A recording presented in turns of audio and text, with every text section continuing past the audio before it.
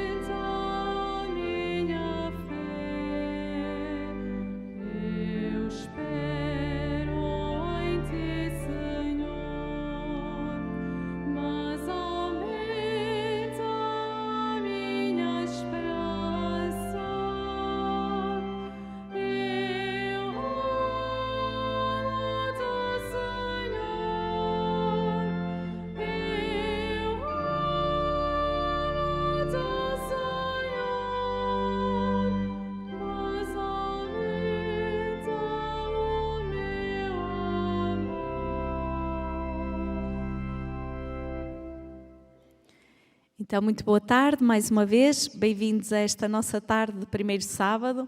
Queria também dar as boas-vindas aos grupos aqui presentes, o grupo de oração de Guimarães, 3 grupos do Movimento da Mensagem de Fátima, de diferentes paróquias, da paróquia de Nossa Senhora de Fátima de Lisboa, de Nossa Senhora da Graça de Tires, paróquia de Póvoa de Santeiria, paróquias Algés e Cruz Quebrada e grupo de São Miguel da Rebordosa. Muito bem-vindos a todos. Sei que alguns já estão cá, já têm vindo outros meses, outros estarão cá pela primeira vez. Se calhar podemos sentar agora um bocadinho. Quem está cá pela primeira vez pode levantar a mão? Algumas mãos. Então, vou começar por fazer, como é habitual, uma breve explicação do que é isto da devoção dos primeiros sábados.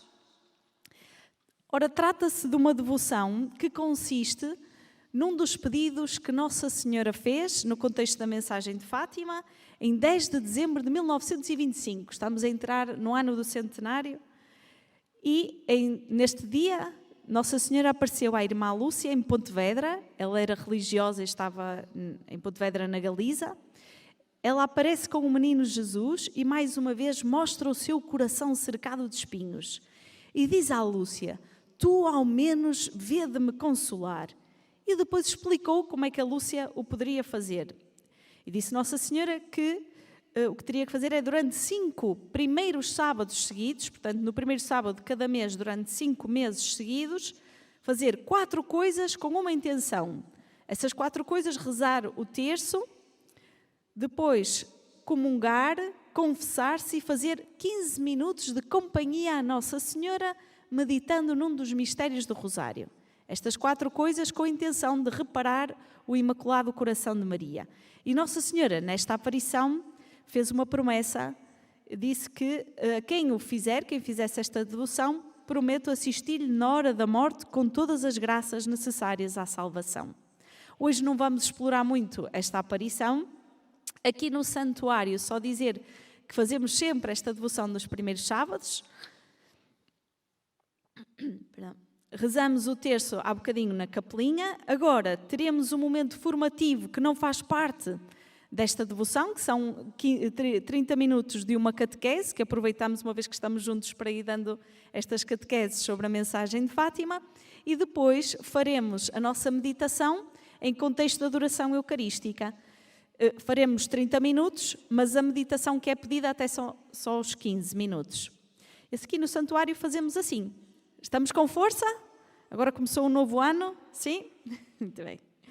Então, Este ano, as catequeses vão começar a percorrer umas temáticas diferentes do ano passado. O ano passado, para quem estivemos em cada mês a focar uma temática da oração relacionada com a mensagem de Fátima. Este ano vamos percorrer novamente, como já fizemos noutros anos, as aparições. Mas hoje vamos começar por fazer uma introdução. Sim? Então,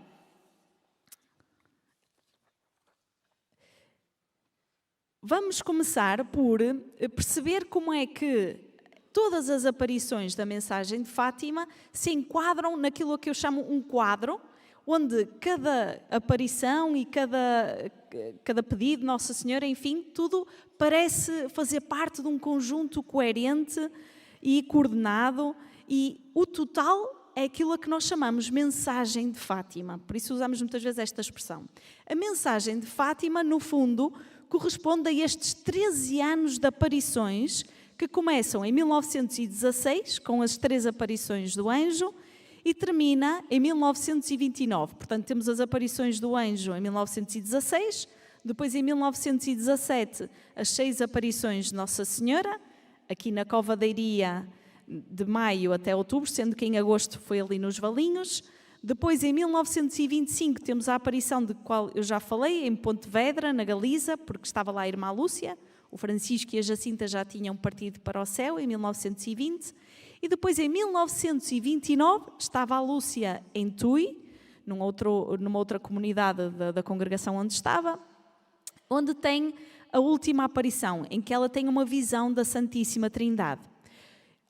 Como eu dizia, ao longo do ano vamos explorar um bocadinho cada uma destas aparições, mas assim já estamos mais ou menos enquadrados.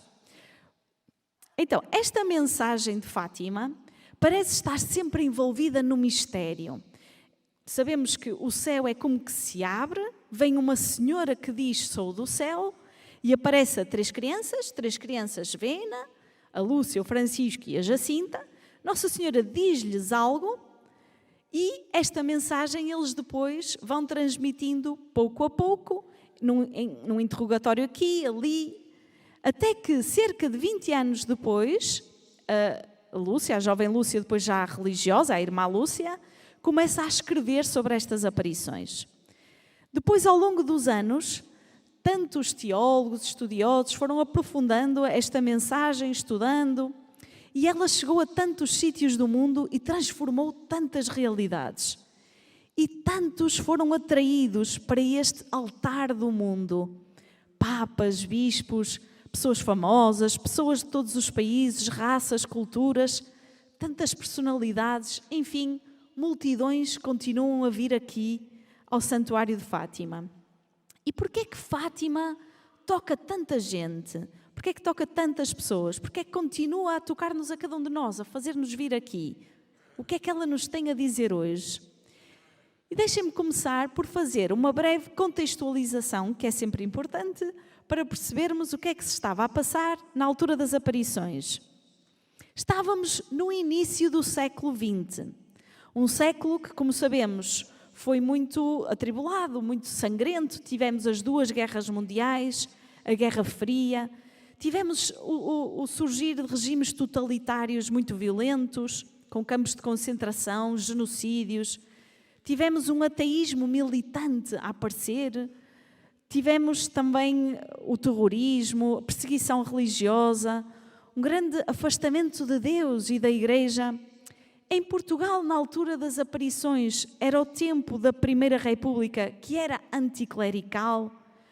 Foi também, como sabemos, um século de grandes crises económicas. Enfim, o século XX foi um século muito, muito difícil. Então, estávamos num tempo de grande sofrimento, de morte, e é aqui que Fátima surge, como uma mensagem de paz e de esperança, um grande contraste com aquilo que era o contexto da época. E, simultaneamente, uma mensagem que falava de paz, de esperança, mas também a implicar-nos, a cada um, a comprometer-nos a cada um com esta história da humanidade. E eu, a este respeito, gosto muito de comparar a mensagem de Fátima, ou de relacionar com uma parábola que entra dentro da sequência de parábolas de Jesus sobre a misericórdia, que o evangelista Lucas conta. A parábola é a parábola da dracma perdida. Será que conhecem? Quem conhece pode pôr o braço no ar. Algumas pessoas conhecem, outras não. Nesta parábola, nós sabemos que Jesus contava muitas parábolas, por exemplo, a parábola da ovelha perdida, do filho pródigo, são tudo parábolas da misericórdia. Nesta parábola, Jesus descreve uma mulher que tinha 10 dracmas, isto é, 10 moedas. Uma dracma era uma moeda que valia mais ou menos por aquilo que se ganhava num dia de trabalho. Então esta mulher tinha 10 dracmas e perde uma. E o que é que este relato desta parábola nos conta? Diz que ela varre toda a casa a procurar aquela moeda, certo? Até a encontrar. E quando a encontra, faz uma festa. Sim? Estão comigo? Muito bem. Mas este relato tem lá um outro pormenor que nos escapa facilmente. É que ela, antes de varrer, diz lá que ela acende uma luz. E podiam-me dizer, mas isso é óbvio, irmã, claro, então para varrer temos que acender uma luz. Sim, mas neste contexto das parábolas, cada pormenor é importante. Então esta mulher acende a luz. E eu gosto muito de pensar neste gesto, neste pormenor que Jesus conta, porque gosto de pensar na mensagem de Fátima como algo assim, como esta luz que Deus acende naquele início do século XX que seria tão sangrento, tão escuro, com tanta violência, com tantas dificuldades. Parece que a mensagem de Fátima é esta luz que Deus acende para vir procurar o que está um bocadinho perdido. Gosto de pensar na mensagem de Fátima assim, que Deus acende esta luz através das mãos de Maria, porque Ele nunca deixa de nos vir procurar, não nos quer perdidos. De facto, o anjo e depois Nossa Senhora aparecem belos e cercados de luz para trazerem esta mensagem. Num tempo em que a fé parecia estar frágil, em decadência ou em crise, se quisermos, a mensagem de Fátima vem de facto iluminar um percurso de fé, ou vem estimular à fé, à esperança e à caridade. Num tempo em que os interesses políticos e económicos mundiais parecem se sobrepor à paz e ao amor entre os povos e as pessoas, Fátima vem-nos falar de um outro assunto de muito maior interesse, a santidade. Então, vamos ver como é que Fátima nos fala deste caminho de fé, de um percurso de fé. Este caminho, em Fátima, parte da experiência de Deus, que acontece desde logo nas aparições do anjo, mas depois dá-se com muita intensidade na aparição de Maio. Fátima como que nos conduz para esta experiência de Deus, a partir da qual a fé pode crescer e amadurecer. Diz-nos um teólogo que escreveu sobre Fátima, Eloy Bueno de la Fuente, ele diz assim: é o Deus Trindade que suscita a experiência de fé, de esperança e do amor, como resposta à sua infinita misericórdia. Portanto, é o próprio Deus que se faz experimentar e que suscita esta fé. Também no comentário teológico à terceira parte do Segredo, do então cardeal Ratzinger, que depois foi Bento XVI, ele conta que num colóquio que teve, numa conversa que teve com a irmã Lúcia, ela disse-lhe que parecia-me mais claramente que o objetivo de todas as aparições era fazer crescer sempre mais na fé, esperança e caridade. E dizia a irmã Lúcia, tudo o mais parecia levar sempre a isso. Portanto, Fátima propõe-nos um caminho de fé. E realmente é preciso crescermos na fé. A fé não é uma coisa que temos uma vez e depois não precisamos fazer mais nada. Precisamos de crescer na fé. E a fé, mesmo no início, está sujeita a um processo. Não sei se há aqui catequistas. Temos aqui catequistas. Mais uma vez braço no ar para fazermos ginástica. Alguns, não muitos catequistas, mas alguns. Nos manuais de catequese, nós também vemos um processo de crescimento na fé que evolui com os sacramentos, certo? Temos o batismo, depois a Eucaristia, a confirmação. E este caminho faz-se acompanhar de diferentes aspectos. ao longo dos anos, vamos falando aos jovens, às crianças, de vários aspectos, para crescerem nesta fé, de acordo com a capacidade de cada um. Mas deixem-me tentar resumir este processo da fé em 3 etapas. Conhecemos, alguns de nós, melhor, outros se calhar não tão bem, uma outra passagem do Evangelho que é da Samaritana. Nessa passagem, o que é que acontece? Há uma mulher que vai a um poço buscar água no pico do calor e lá encontra Jesus. Esta mulher começa a dialogar com Jesus e ele, às tantas, fala-lhe de uma água viva e fala-lhe com a autoridade de quem conhece a intimidade. Então ela reconhece-o como o Messias. Estou a resumir mesmo muito aquele diálogo. Mas depois desse diálogo, esta mulher, o que é que faz? Vai anunciar aos outros samaritanos. Vai dizer que encontrei o Messias. Então diz o texto que muitos samaritanos daquela cidade, depois disto, pediram a Jesus que ficasse com eles. Jesus ficou e eles diziam, acreditaram nele, primeiro devido às palavras da mulher, mas depois porque eles próprios ouviram e testemunharam. E diziam, já não é pelas tuas palavras que acreditamos, nós próprios ouvimos e sabemos que ele é verdadeiramente o Salvador do mundo. Então, nesta passagem, vemos estas 3 etapas. Primeiro, a fé começa com ouvir, um primeiro anúncio, aquilo a que chamamos o querigma. Quem é Deus? Jesus é o Salvador. Um primeiro anúncio. Depois, com base nesse primeiro anúncio, eu acredito naquilo que me dizem. Naquilo que me dizem na catequese, acredito no meu catequista, acredito nos meus pais, acredito porque acredito naquelas pessoas. Ora, aqui estamos ainda num segundo nível, o da crença. Portanto, temos o querigma, a crença, mas o que é que acontece? Precisamos de um terceiro nível, porque a fé verdadeira é a fé experimentada. É quando, como aqueles samaritanos, eu digo, já não é só pelas tuas palavras que acredito, mas porque eu próprio experimentei este Deus na minha vida, como aquele que salva, como aquele que me acompanha, que está comigo, como aquele Deus em quem eu encontro o meu refúgio. Enfim, eu experimento este Deus. E então a nossa fé passa a ser uma fé experimentada. E aí sim podemos dizer que estamos propriamente no nível da fé. Até aqui tudo bem? Estes 3 níveis? Muito bem. Eu gosto muito de pensar nestes 3 níveis também olhando para um episódio da vida da Jacinta. A Jacinta, como nós sabemos, era a mais nova dos 3 pastorinhos. Ela tinha 7 anos quando Nossa Senhora apareceu, 6 quando foram as aparições do anjo. E ela era pequenina, muito catita, muito alegre.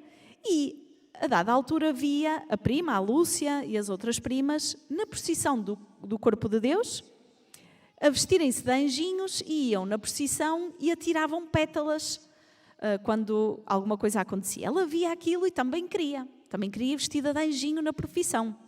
E pediu muito, insistiu muito, até que, a dada altura, lhe disseram, sim senhora Jacinta, podes ir. E então explicaram-lhe, deram-lhe as pétalas de rosas para as mãos, num cestinho, e disseram, Jacinta, tu ficas aqui e quando vires Jesus a passar, não é, na procissão do Corpo de Cristo, atiras as pétalas.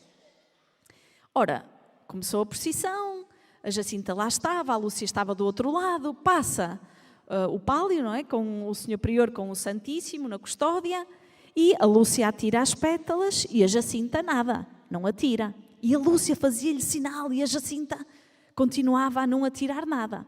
Passou Jesus e as pétalas sempre no cesto da Jacinta. No final, a Lúcia vai ter com a Jacinta e diz-lhe, então Jacinta, o que é que aconteceu? Porquê é que não atiraste as pétalas? E a Jacinta disse, tu disseste que era para atirar quando eu visse Jesus. Eu não o vi, não atirei. Ora, claro, não é? A Jacinta estava à espera de ver Jesus, como às vezes via nos santinhos, com a barba comprida, com a túnica. Não foi isso que aconteceu. E a Lúcia lá teve que lhe explicar, Jacinta, não vês que Jesus estava naquela hóstia, na custódia que o Senhor Prior levava na mão?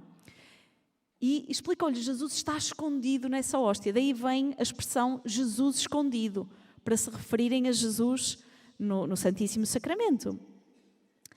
Ora, o que é que acontece? Eu às vezes faço esta pergunta: se no dia a seguir houvesse outra procissão do corpo de Deus, acham que a Jacinta iria atirar as pétalas quando o Senhor Prior passasse ou não? Ia. Porquê? Porque ela acreditava na prima, não é? Na Lúcia. Atiraria as pétalas. Estamos no nível da crença, lembram-se? Ela atirava porque acreditou nas palavras da Lúcia, no querigma. Mas o que é que acontece depois das aparições? Depois das aparições, conta-nos a Lúcia que a Jacinta tinha muito amor a Jesus escondido. Dizia às vezes: tenho tantas saudades, diz a Jesus escondido que tenho saudades dele. E quando estava doente, em Lisboa, a Madre Godinho, que era a senhora que estava na casa onde ela ficou, dizia que ela ia para uma varandinha da capela de onde via o sacrário e passava lá horas, mesmo doente, uma criança, horas a fio, com os olhos fixos no sacrário. Não sei se aqui me estão a acompanhar, mas estão a ver, ela já não é só acreditar que Jesus está ali porque alguém lhe disse. Já é a menina que experimentou este Deus nas aparições através das mãos de Nossa Senhora. Então percebeu intimamente que Jesus estava ali presente realmente, de tal forma que ninguém lhe dizer nada, sem ninguém lhe pedir, vai fazer companhia a Jesus no sacrário. A Jacinta faz este percurso da crença para a fé, um percurso que também nós somos chamados a fazer e que gosto muito de pensar nisto também para quem é catequista. O que é que nós queremos fazer com as nossas crianças, com os nossos jovens? É chegar a esta experiência de Deus e não a fazer só porque alguém nos disse. A partir dali a Jacinta já sabe, os seus olhos estão abertos para aquela presença de Jesus. Então, este olhar dela é transformado por esta amizade tão forte com Jesus, à qual Nossa Senhora a leva. E ela depois fazia muitas perguntas à Lúcia. A Lúcia dizia que ela fazia imensas perguntas sobre Jesus escondido.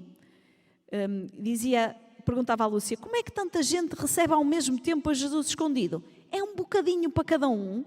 E a Lúcia dizia que lá lhe expliquei como eu sabia, se calhar não da melhor forma, mas porque ainda eram crianças.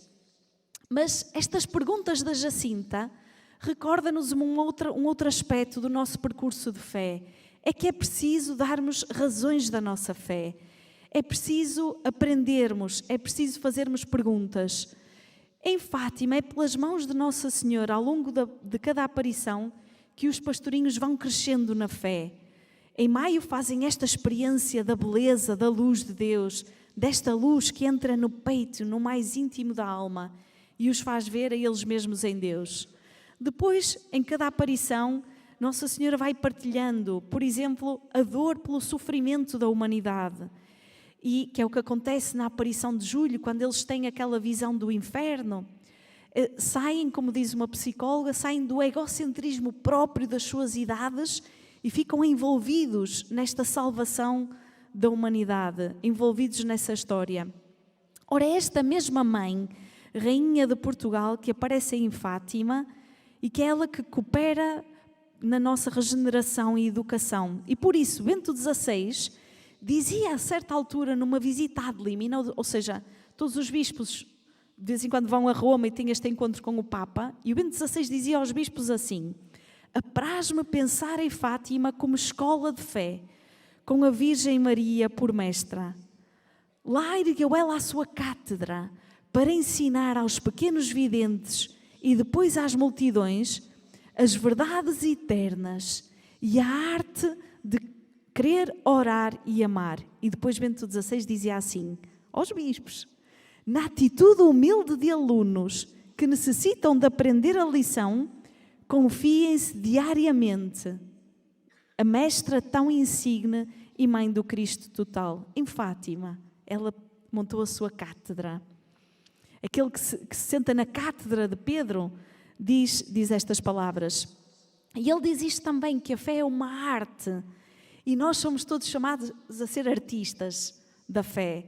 Ou seja, como qualquer arte, é preciso este dom, a fé é um dom de Deus, é verdade, mas que depois tem que ser aprendido, desenvolvido. é preciso crescermos nesta arte. E, portanto, precisamos desta escola, que era o que dizia João Paulo II na beatificação dos nossos santos pastorinhos. Dizia assim: Maria não cessa de ser a estrela do mar para todos aqueles que ainda percorrem o caminho da fé. A estrela do mar, aquela que nos guia neste caminho da fé. E dizia ainda: se levantam os olhos para ela nos diversos lugares onde se desenrola a sua existência terrena, fazem-no porque ela deu à luz o filho que Deus estabeleceu como primogênito entre muitos irmãos. Ela é esta estrela do mar que nos guia no nosso caminho de fé. A fé parte, portanto, de alguma experiência de Deus que temos, a experiência de um Deus que ama, que está, que encarna por mim, e é um caminho onde vou aprofundando. E como? Pela vida da oração, dos sacramentos, que me fazem ver a mim mesmo em Deus e aos outros também através deste olhar. Foi este o percurso da fé dos pastorinhos. Mas depois Fátima propõe-nos também um caminho de santidade. Porquê? Porque todo o caminho se faz em direção a uma meta. Qual é que é a nossa maior meta? Se calhar, se perguntasse aqui, cada um poderia dizer uma coisa diferente. Mas como os cristãos, também acredito que todos temos esta meta, que é este encontro definitivo com Deus no céu, é a santidade. Ora, esta é a meta que está neste percurso de fé proposto em Fátima. Ainda sobre as palavras de João Paulo II, no dia da beatificação dos pastorinhos, ele dizia às crianças que estavam no recinto aqui de Fátima: pedi aos vossos pais e educadores que vos ponham na escola de Nossa Senhora. E dizia: digo-vos que se avança mais em pouco tempo de submissão e dependência de Maria que durante anos inteiros de iniciativas pessoais apoiados apenas em si mesmo. Ele apela, João Paulo II, à nossa devoção e proximidade com Maria, apontando-a como esta pedagoga privilegiada nesta escola de santidade. Então temos aqui proposto um caminho de santidade que, como qualquer revelação privada, que é Fátima, é apenas uma forma para vivermos hoje o que já está no Evangelho. Mas nós precisamos de dar esta concretude ao Evangelho em cada época. Na descrição da aparição de 1917, a irmã Lúcia conta que Nossa Senhora, mostrando o seu coração, diz que Deus quer estabelecer no mundo a devoção ao meu imaculado coração. E depois acrescenta aquela frase que já conhecemos: o meu imaculado coração será o teu refúgio e o caminho que te conduzirá até Deus. Ou seja, este coração da mãe aparece como caminho de santidade. E é bonito ver que esse caminho também é refúgio, como que dizendo que cada caminho de santidade não é só aquela coisa difícil, tem que ser santo, não é nada disso. E esse caminho é já também refúgio, porque é na medida em que eu procuro já a minha santidade, este andar na graça de Deus, andar com Ele e com Nossa Senhora, é nessa medida que eu encontro já a paz e a alegria, o refúgio para todas as dificuldades, o lugar seguro. Ela quer-nos realmente levar para Deus num caminho e dá-nos algumas orientações. Sabem, às vezes acho que nós podemos cair numa tentação, que é de achar que já conhecemos tudo o que é preciso para ser santo. Oh, irmã, já sei o que é preciso fazer. É preciso rezar muito, fazer muitas coisas boas, não pecar. E se por acaso isto for muito difícil, arrependemos-nos e confessamos. E pronto, está feito. Será assim? Também é verdade, está bem? Mas há um provérbio chinês que diz assim: nunca é tão fácil perder-se como quando se julga conhecer o caminho. Ou seja, é preciso perguntarmos muitas vezes a Deus qual é o passo a dar agora, qual é o caminho. Estarmos sempre abertos ao que Ele nos tem para mostrar sobre o nosso caminho de santidade. Não acharmos que já sabemos tudo, já sabemos o que fazer, mas procurarmos saber sempre mais, procurarmos que Ele nos diga. O Papa Francisco, na sua exortação apostólica sobre o chamamento à santidade no mundo atual, dizia: na Igreja santa e formada por pecadores, encontrarás tudo o que precisas para crescer, rumo à santidade. Como uma noiva que se adorna com as suas joias, o Senhor cumulou-a, a Igreja, de dons, com a palavra, os sacramentos, os santuários, a vida das comunidades, o testemunho dos santos e uma beleza multiforme que deriva do amor do Senhor. Ora, em Fátima temos uma destas joias, destes dons que tem a Igreja para nos ajudar neste caminho.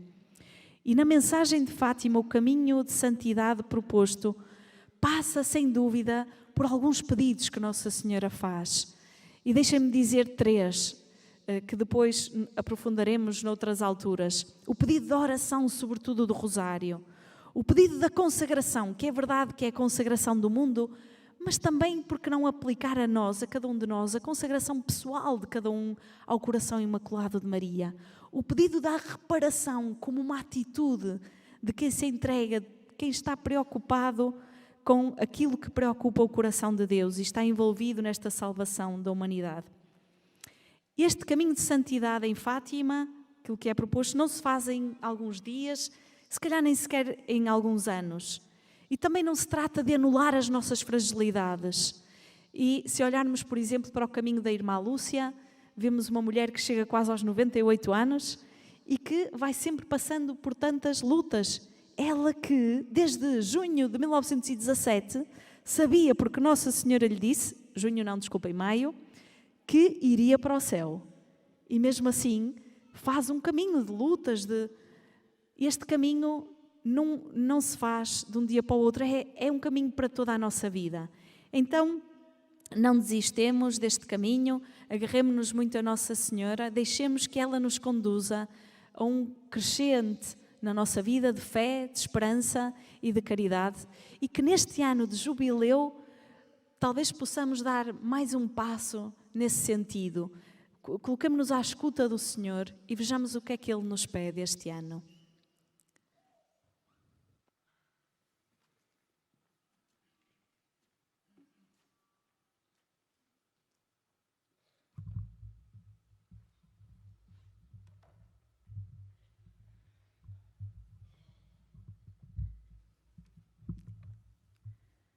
Aguardamos agora a presença de Jesus, a Eucaristia, que vai ficar entre nós. Durante a oração inicial e bênção final, os que puderem poderão ajoelhar. Durante a meditação, poderemos estar da forma que mais nos ajudar à meditação.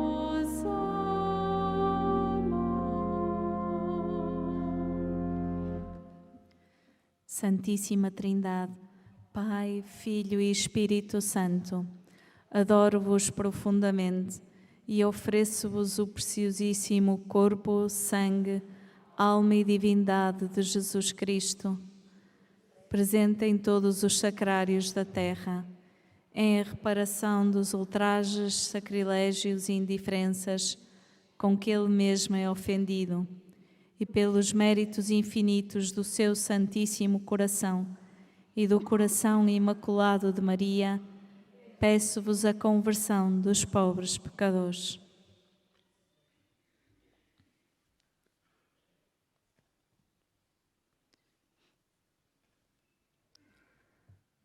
Vamos estar durante este tempo em adoração, procurando reparar o Coração Imaculado de Maria. Estamos diante do Senhor e com Ele vamos meditar o mistério do nascimento de Jesus em Belém. Do Evangelho segundo São Lucas. José, deixando a cidade de Nazaré na Galileia, subiu até à Judeia, a cidade de David, chamada Belém. E quando eles ali se encontravam, completaram-se os dias de ela dar à luz, e teve o seu filho primogênito, que envolveu em panos e recostou numa manjedoura, por não haver lugar para eles na hospedaria. Na mesma região encontravam-se uns pastores que pernoitavam nos campos, guardando os seus rebanhos durante a noite. Um anjo do Senhor apareceu-lhes, e a glória do Senhor refulgiu em volta deles. E tiveram muito medo. O anjo disse-lhes: Não temais, pois anuncio-vos uma grande alegria, que o será para todo o povo. Hoje, na cidade de David, nasceu-vos um Salvador, que é o Messias, Senhor. Isto vos servirá de sinal. Encontrareis um menino envolto em panos e deitado numa manjedoura. De repente, juntou-se ao anjo uma multidão do exército celeste, louvando a Deus e dizendo: Glória a Deus nas alturas e paz na terra aos homens do seu agrado. Quando os anjos se afastaram deles em direção ao céu, os pastores disseram uns aos outros: Vamos a Belém ver o que aconteceu e que o Senhor nos deu a conhecer. Foram apressadamente e encontraram Maria, José e o menino, deitado na manjedoura. Quanto a Maria, conservava todas estas coisas, ponderando-as no seu coração.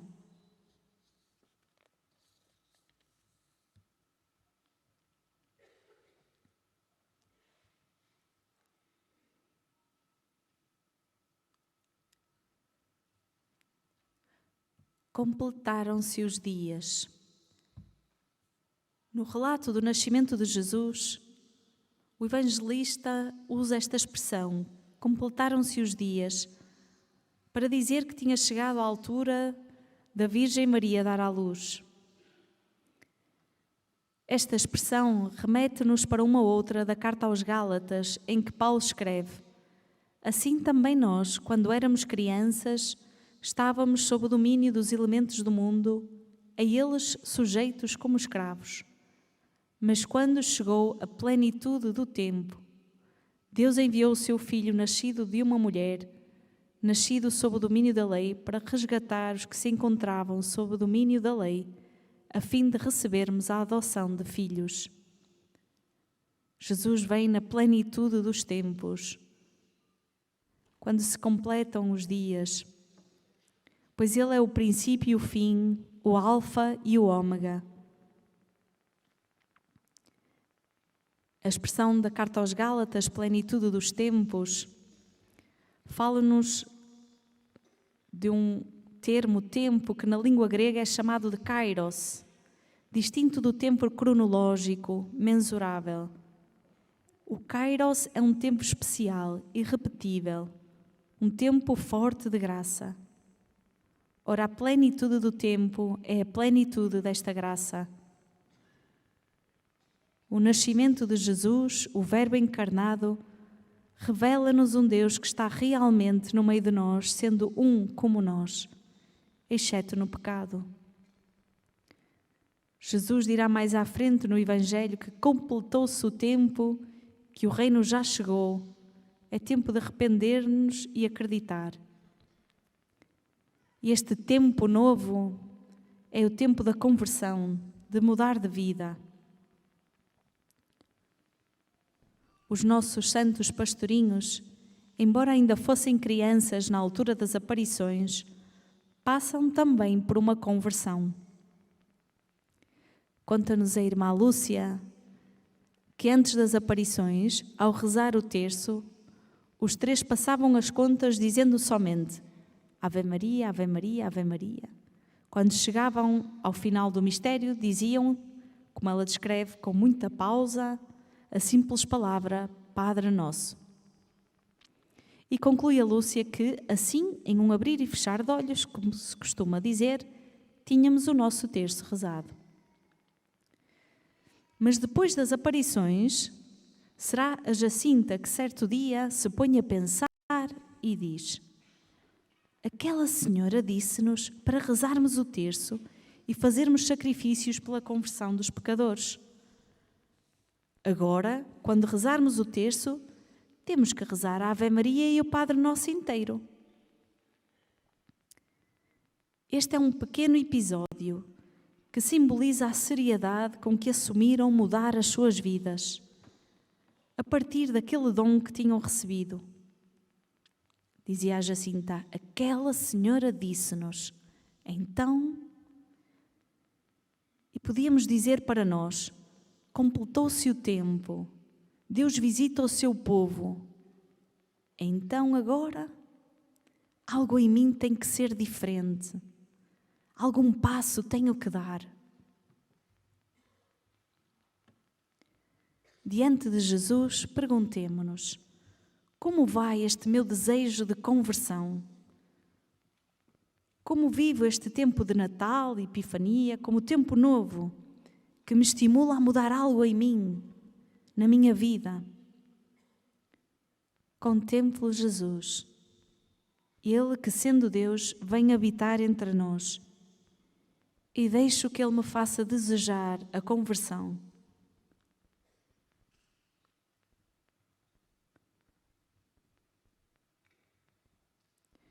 Peçamos-lhe que seja sempre Ele a medida das nossas vidas, que Ele nos ajude a querermos crescer, mudar, dar algum passo, neste tempo novo que nos dá a viver.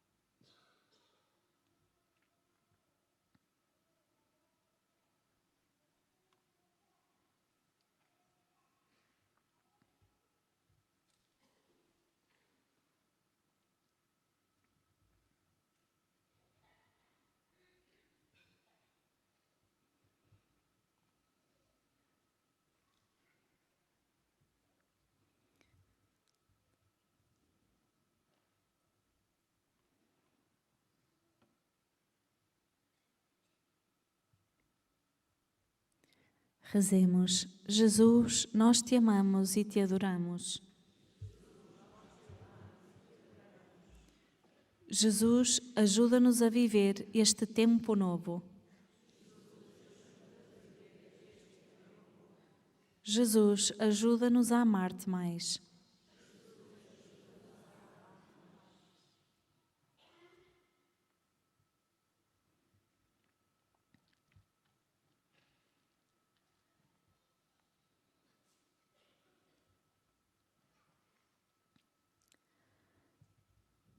Na noite do passado dia 24 de dezembro, o Papa Francisco, na Basílica de São Pedro, em Roma, abriu a porta santa do jubileu deste ano. E depois, na homilia, meditava sobre as personagens dos pastores no relato do nascimento de Jesus. Dizia o Santo Padre: "E entre o espanto dos pobres e o canto dos anjos, o céu abre-se sobre a terra. Deus fez-se um de nós para que fôssemos como Ele. Desceu para o meio de nós a fim de nos reerguer e nos reconduzir ao abraço do Pai." O que acontece àqueles pastores, rejeitados pela sociedade, desconsiderados em tantos aspectos, é que são visitados por um anjo luminoso que traz uma boa notícia. O céu, como dizia o Santo Padre, abre-se sobre a terra, mas não só para eles, também para cada um de nós.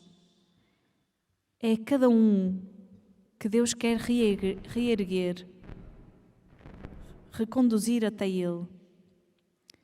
Como os pastores, também nós somos convidados este ano a fazer um caminho jubilar, isto é, de conversão, mas sobretudo de esperança e de alegria. Dizia ainda o Papa na sua homilia: "Irmãos e irmãs, com a abertura da Porta Santa iniciamos um novo jubileu. Cada um de nós pode entrar no mistério desse anúncio de graça. Esta é a noite em que a porta da esperança foi escancarada para o mundo. Esta é a noite em que Deus diz a cada um: há esperança também para ti. Há esperança para cada um de nós. Mas não esqueçais", dizia, "que Deus perdoa tudo, Deus perdoa sempre. Não esqueçais isto, que é uma maneira de compreender a esperança no Senhor." Para os pastores, esta esperança vem sinalizada por um menino deitado numa manjedoura. E este é o sinal que nos continua a ser dado hoje, de uma outra forma na Eucaristia. Deus feito pão para nós.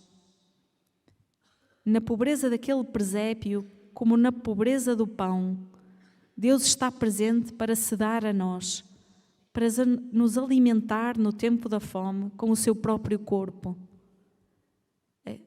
Ali na Eucaristia, Ele continua a ser sinal de esperança, porta santa, aberta todos os dias, para que, passando por ela, reencontremos o abraço do Pai.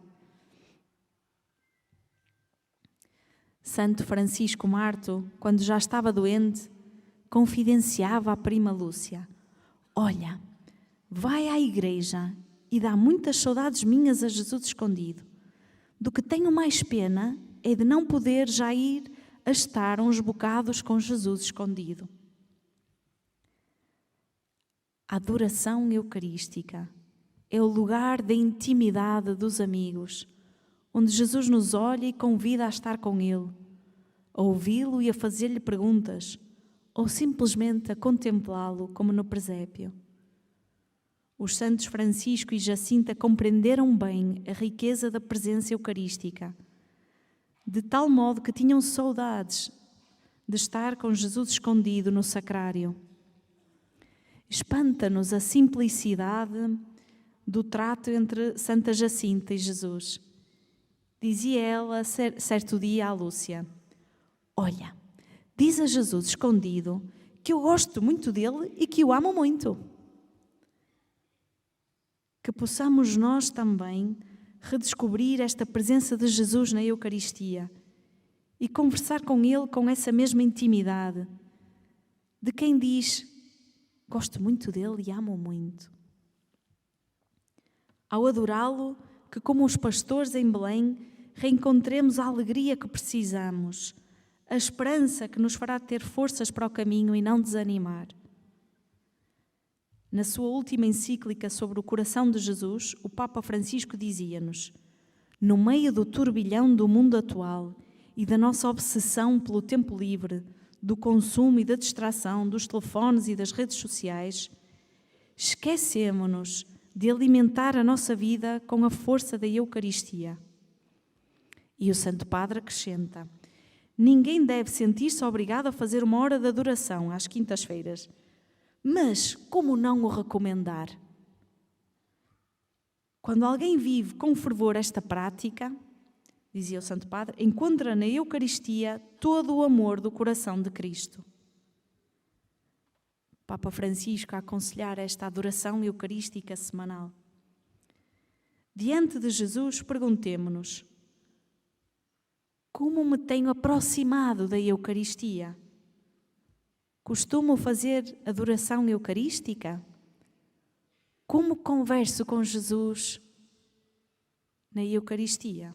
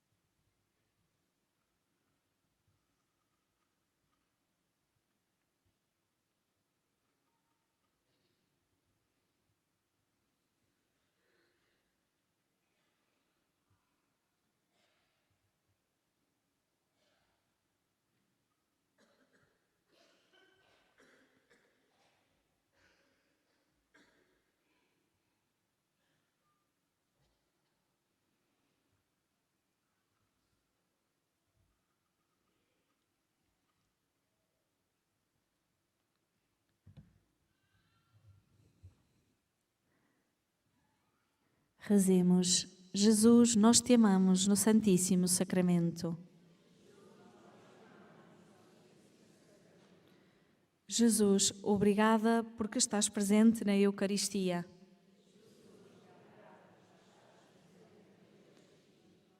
Jesus, ajuda-nos a adorar-te com todo o coração.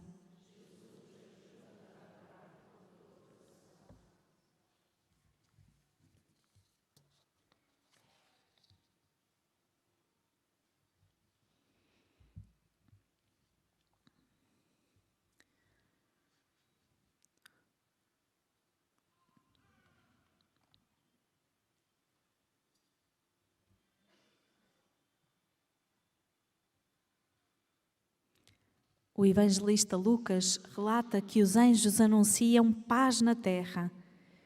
E de facto associamos muitas vezes o Natal a uma noite de paz, a um tempo de suspender a guerra, a violência, de estabelecer a amizade e a concórdia até entre opostos. Uma leitura muito própria do tempo de Natal do livro de Isaías diz: o lobo e o cordeiro pastarão juntos, o leão e o boi comerão palha, e a serpente comerá a terra. Não haverá mais o mal nem a destruição em todo o meu santo monte.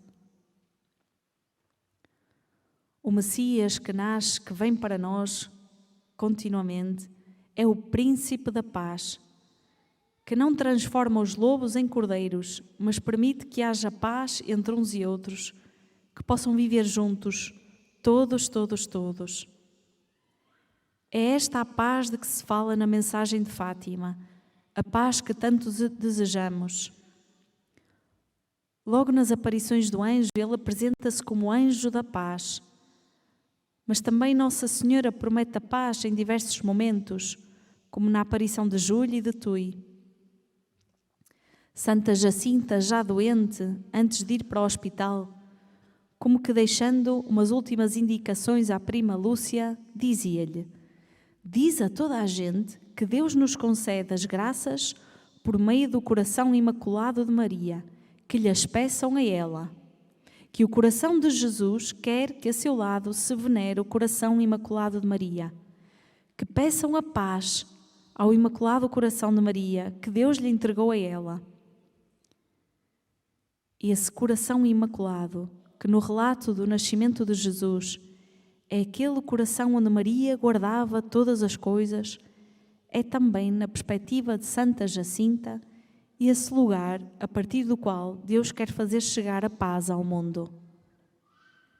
A Virgem Maria é a Rainha da Paz, nossa Mãe, que como tal não cessa de interceder por nós e de nos levar a Jesus, Senhor da Paz. Ainda naquela passagem do livro de Isaías lê-se: antes que eles me chamem, eu lhes responderei. Estando eles ainda a falar, eu os atenderei. A oração é o nosso instrumento privilegiado, ao alcance de todos, para pedirmos a paz. Unidos ao coração imaculado de Maria, pedimos a paz de Deus, a paz que Ele quer, purificando aquilo que mesmo em nós ainda é violência, desprezo dos outros, vingança ou indiferença. O Papa Francisco, na homilia da noite de Natal, alertava para o nosso comodismo e citava um grande padre escritor que rezava assim no Santo Natal: Senhor, peço-vos um pouco de tormento, inquietação e remorso. No Natal gostaria de me encontrar insatisfeito, contente, mas insatisfeito. Contente por causa do que fazeis, insatisfeito por causa da minha falta de respostas. Tirai, por favor, a nossa falsa paz e colocai um punhado de espinhos na nossa manjedoura, que está sempre muito cheia, pondo nas nossas almas o desejo de algo mais. O Santo Padre sublinhava esta expressão, o desejo de algo mais, e estimulava: não fiques parado, não esqueçamos que a água parada é a primeira a se corromper. Então, num momento de silêncio, pensemos: como deixo que a paz preencha a minha vida? Como me envolvo na ação e na oração pela paz à minha volta, no mundo ao meu redor? Será que a peço ao coração imaculado de Maria? Diante de Jesus, peçamos que nos torne pessoas pacíficas e pacificadoras, envolvidas na construção da paz, através da ação e da oração.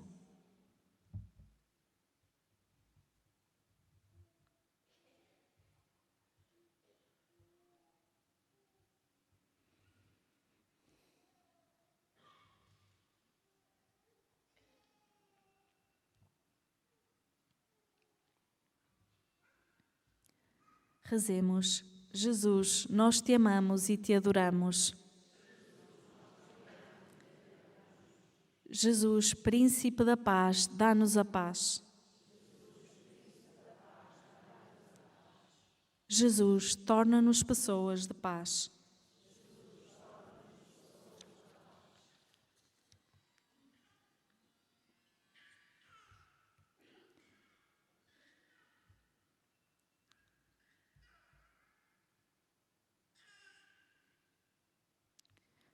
Recolhidos, aguardemos a bênção do nosso Deus.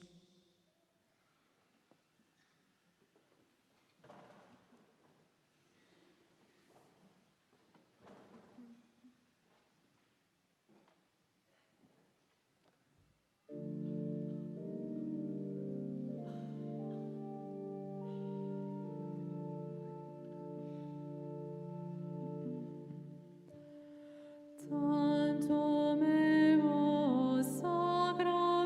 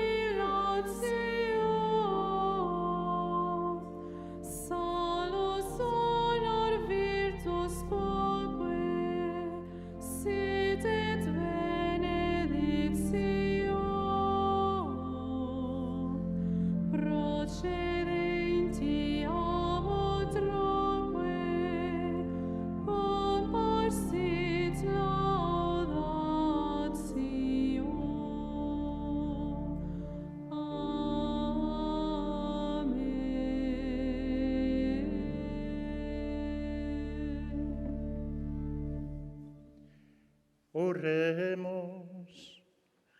Senhor Jesus Cristo, que neste admirável sacramento nos deixastes o memorial da vossa paixão, concedei-nos a graça de venerar de tal modo os mistérios do vosso corpo e do vosso sangue, que sintamos continuamente os frutos da vossa redenção.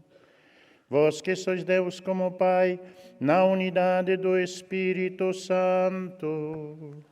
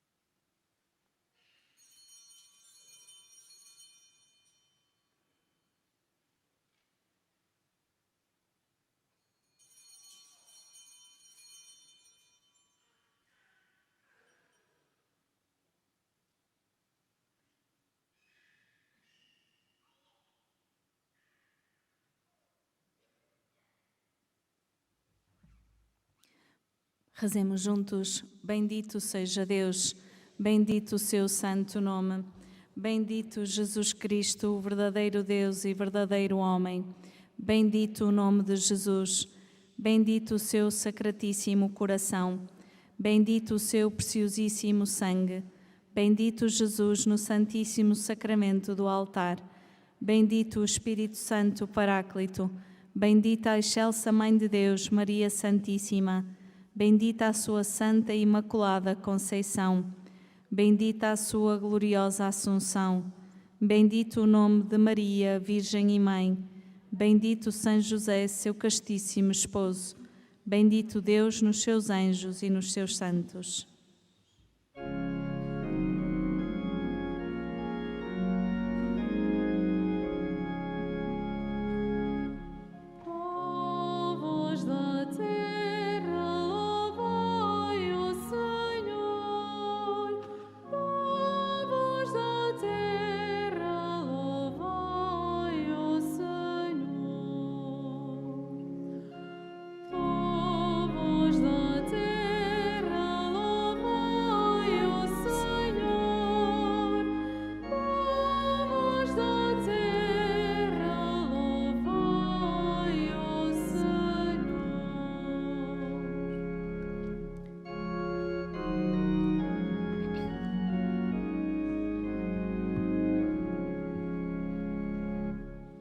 Então, um bom ano de 2025 a todos, um ano jubilar, bom regresso às vossas casas e um bom resto do primeiro sábado. Até ao próximo primeiro sábado, se Deus quiser.